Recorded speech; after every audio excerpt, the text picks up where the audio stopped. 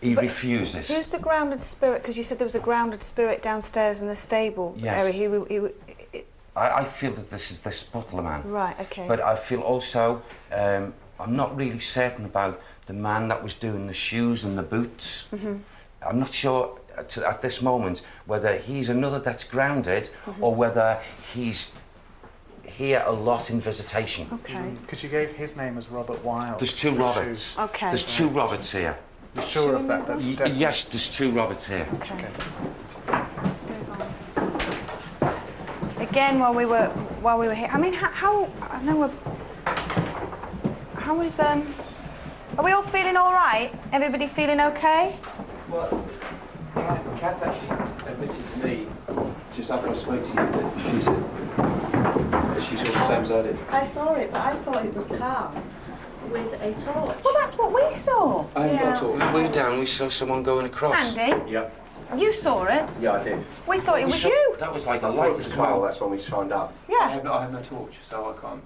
Well, what we saw at exactly the same time was a figure moving across, but a light or something seeming on one side. Yeah, You didn't see that. And we. That was the same thing, because we shone a torch up after thinking it was one person moving. And I from the said, group. where have they gone? Because they could have only gone there, and then we saw nothing. We saw no torchlight, no nothing. And I just presumed it was just somebody here with a torch, just walking through. Well, that's what I saw. It's like a firm light on sort of like half of the face. That's what we So saw. I kind of thought, because we've got some street lights outside, I thought maybe it's one of the crew or somebody else that it's shining on it. But it was that solid. And when I've walked through everything here afterwards, and there is nothing there. Well, when it happened, I saw it out the corner of my eye, but Yvette said exactly right then.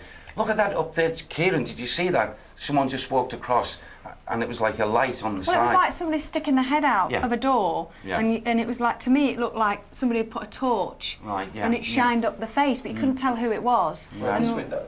I can't remember which way what I it saw. was. Was it? That window. All right. Should we carry on walking through here? Yeah. Oh. Is anybody else feeling dizzy or sick or anything like that? Yeah, just lightheaded. Do you? I feel really lightheaded as well.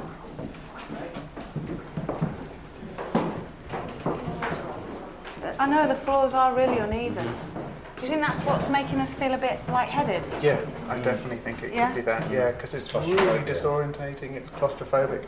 You know, there's all these different corridors, and it's really weird feeling under your feet. It's just Feels so like you're on a uneven. boat. That's what it feels like to me. It's uneven. Okay. Nausea. Yeah. How are you feeling, John?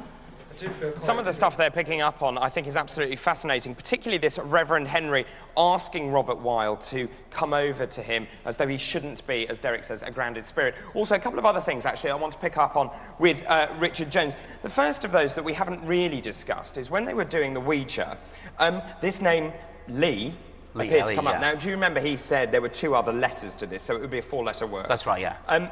Can you shed any light on that? Well, we do have the family that owned it in the early 1800s were the Lee family, which is L-E-G-H, so that would be a four-letter Which is a very name. unusual spelling. Unusual spelling. He said L-E, and then it sort of trailed off. Okay. So we sort of got away from that. Okay, so, but that's possible? That's a possibility. Okay. He also later on came up with a William. I did hear come up... Because I kept saying, who's this William? Who's this William? Yeah. Now, oddly enough, there are two Williams associated with the building. The shoemaker who we talked about earlier on, he actually had a son called William who lived in the property, and then earlier on in the 1800s there was also a William who owned the property as well. So okay, one more thing. Robert Alpha. He said Robert I thought he said Alpha or Alpha. Alpha or something. He said he was a butler, and there was a butler called Robert Oughton, who in the... Oughton? And he was a butler to the Shallcross family, who owned it from 1605 to 1730. Okay, I've asked this to you before on many different shows. How easy is all of this to look up if you're taking that skeptic opinion from Matthew? If you take the skeptic opinion, yes. I mean, if it can be found, it can be looked up. I mean, the question is, a lot of the times, if you're going to go down an exact line, obviously you've got to come up with the exact name. And how difficult was it for you to research this, to come up and tell me that you can corroborate these facts? It wasn't particularly difficult, but then again, I do know what I'm looking for, so I do know what line I'm going to go down and where I'm going to drag the names out of. Stranger and stranger. Thank you for the moment, Richard. Well, as you can see, some fascinating facts emerging, but what more can we expect tonight? Will that powerful force show itself? What else will happen? Find out after this break.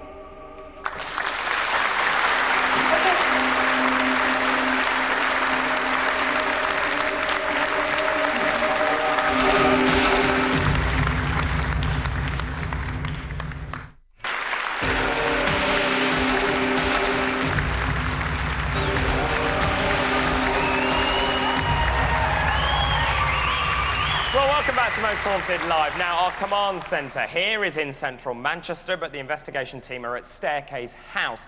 Now, it was built in 1460 and has over 500 years of secrets to unveil. I also know that we've been absolutely besieged by your texts and your messages, so let's find out a little more about those. Julian, what are people saying? Thanks, David. Well, first of all, photo messaging gone absolutely crazy. In fact, we've had so many, we're going to set up a gallery on the website, livingtv.co.uk, later, so if your photo doesn't feature on the show, it'll be there later.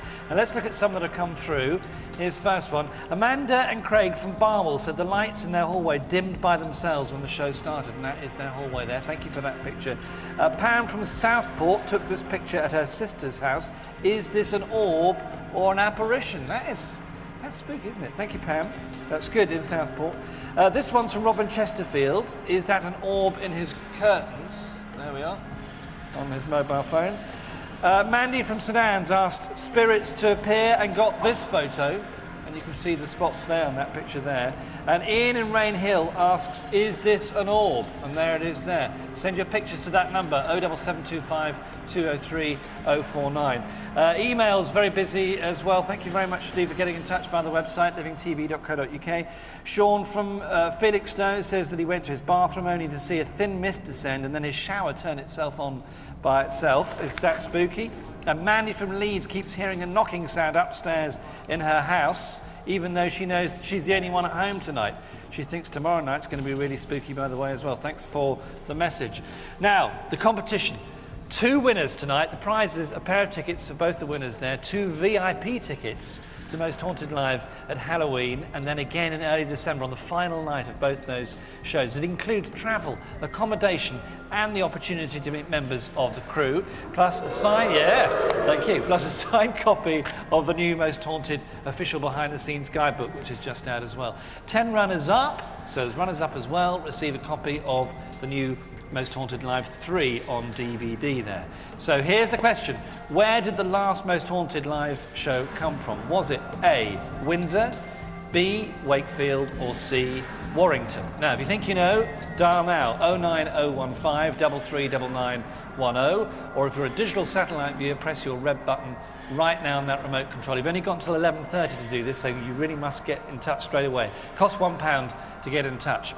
Now, finally for the moment, we've our map experiment. This is where you've been online to livingtv.co.uk, and through ESP, basically, we wanted you to decide which is the most paranormal place in Staircase House. And you decided... There we are, the cold store. So thank you very much to all of you who got involved in that. Thousands of you clicked online, absolutely brilliant. And I don't know, David, what the team think about that. The cold store is where our viewers are interested in. Well, it's funny, actually. Yeah, the cold store, which I just saw there, was the place, just looking back at the notes that I made, was where the smell of tea was. That's right, yeah. But nothing else was picked up there. Yeah. And do you remember the lady who actually contacted us to say her great-grandfather actually imported tea? Yeah. So that's all quite nice. What do you make of that people have actually said that they believe the most paranormal area is the cold store? Now, you may have thought, Matthew Smith, for example, that people might have chosen something where the Ouija board took place. So people have gone for something that we might not expect. Possibly, yeah. I mean, again, you've only got like 4 or 5 locations, so it's not... One of them's going to come out top. So I'm not that surprised, I'm not that impressed by it. I mean, what's more interesting tonight is some of the phenomena that's been happening where different people in the crew have experienced it. So the rappings, and also in the kind of the last segment there which we heard, which we picked up. Yes, and also lots of different people reporting the sighting of something. I mean, again... Even Andy, the security guy. Exactly. I mean, again, because there's so many people there, it's the conditions under which these things have been witnessed. You can't rule out their explanations. But I find those inherently more interesting because there are lots of people experiencing them rather than just one person saying, I've seen something or I've heard something. David? Well, I think they've probably chosen it because it seems to have been that's where Derek had the strongest link. And I guess people automatically think, well, that's where Derek had the strongest link, so let's put them back there. Okay, well, it's going to be very interesting to see what happens. So thank you for the moment. Let's go and rejoin the team and find out exactly what's going on.